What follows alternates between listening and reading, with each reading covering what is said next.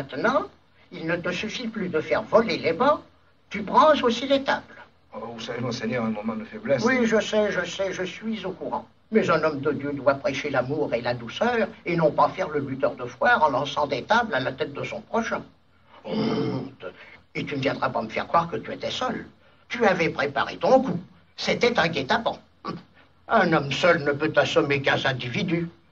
Non, monseigneur, j'étais seul, je vous jure. La table est tombée sur eux, ils étaient entassés. Et... Tenez, vous voyez, la table était un peu comme celle-là, là. Comme celle-là?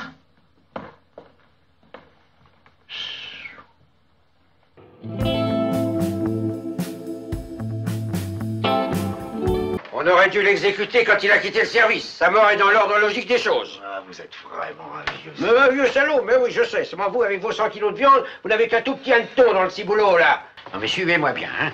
La PJ, elle pêche à la mouche. La DST pêche à la cuillère. Vous lancez léger. Enfin, léger plus ou moins. Nous, on pêche à la grenade. Il faut pas que ça s'entende. On n'a pas de permis. On braconne.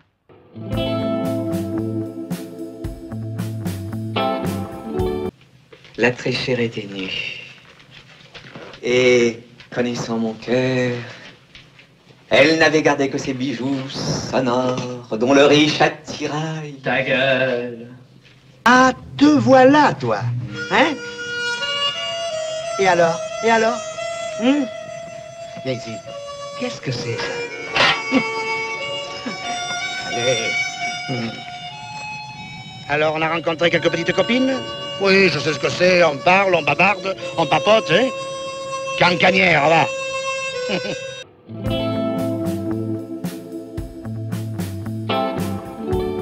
Les vieux gars, faut point vieillir. On a le droit de tout faire, de voler, de piller, mais faut point vieillir. Et qui chante là? Eh ben, je dis que quand on est vieux, on sait quand c'est qu'on se baisse, mais on sait pas quand c'est qu'on se relève. 15. Mais non, c'est pas les yeux qui sont mauvais, c'est les blagues qui sont trop cool, faut tout. Mais...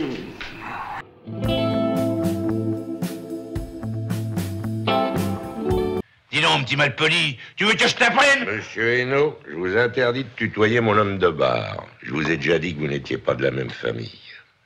Alors toi, je te préviens, si t'es venu pour me donner des ordres, je vous virerai tous les deux à coup de pompon de train.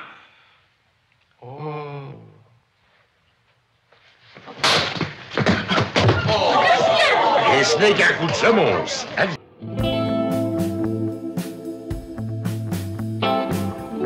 Martin, Monsieur le directeur général? bien que vous ne fassiez pas partie des cadres, peut-on connaître votre opinion?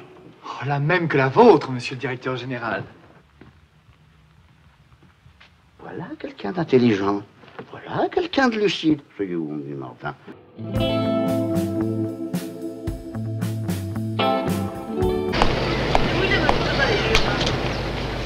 Un brochet à la crème, au beurre blanc, au beurre noisette.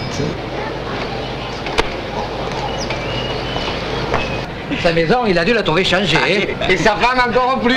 C'est vrai, ça qu'elle, les sous, ça vient pas réussi. Pour un peu, je te demanderais d'y dire vous. T'as pas seulement les lunettes. C'est toujours comme ça. Les jeunes qui ont trop de tout. Pour l'instant, elle a trop de mari. Toi, Marie, dit. Elle ne va pas se croiser les jambes. Toi, tu te mets là. Bon, Et dire que tous les ans pour votre anniversaire, je vous ai fait dire une messe. Dites, si c'est pour me les plaindre, je peux vous rembourser tout de suite, moi, vous savez.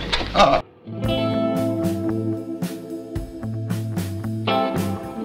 Et le Mexicain, ça a été une épée, un cadeau.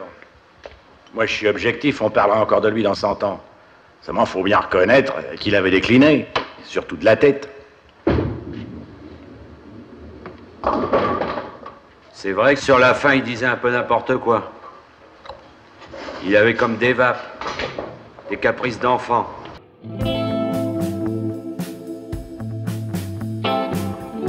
2 heures plus tard, Mitch et sa souris sont à Hideboulfrey, en train de se remonter à coups de perniflard. Tout à coup, le cocu débarque, va droit sur sa femme, sans dire un mot, mais il lui balance une paire de mandales à tuer un buffle. Quelqu'un l'avait prévenu? Le sable. Mitch, qui parle toujours trop, avait dit « Une fois dépanné, vous suivez mes traces jusqu'à Hideboulfrey. » Petit ingénieur avait suivi les traces jusqu'au bout, jusqu'aux dunes. Là, c'était plus des traces de pas qu'il y avait. C'est aussi clair que si on y avait fait voir un plumard au mec. Ça s'est terminé comment? Après la tarte à sa bergère, le gars aurait bien continué à jouer les hommes. Mitch a bloqué la première pêche et lui a dit Tu viens de brailler. Gâche pas tes cartes. Et son mari n'a rien dit? Oh, tu sais, quand les types de 130 kilos disent certaines choses, ceux de 60 kilos les écoutent.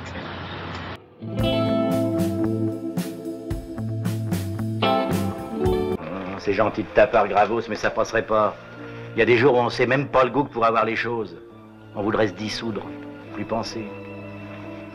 Mais c'est le drame de l'homme, ça. Pas pouvoir s'arrêter de penser. Ah, ben dans le fond, ça va pas être mauvais pour vous, ce petit changement d'air, hein? 6 mois de campagne, de pêche, de chasse. Pourquoi, qu'est-ce que j'ai? Surmenage. La maladie des chefs d'entreprise. Oh là. Hé, une maison comme la vôtre, c'était un exemple, hein? Oui, mais ça se tenait pas comme une épicerie, hein. On n'avait pas d'heure, on vivait pour les autres. Maintenant que c'est fini, je vais faire comme tout le monde, je vais vivre en égoïste. Tiens, quand je serai sorti de mes tourments, j'irai vous voir. Vous me ferez mon check-up.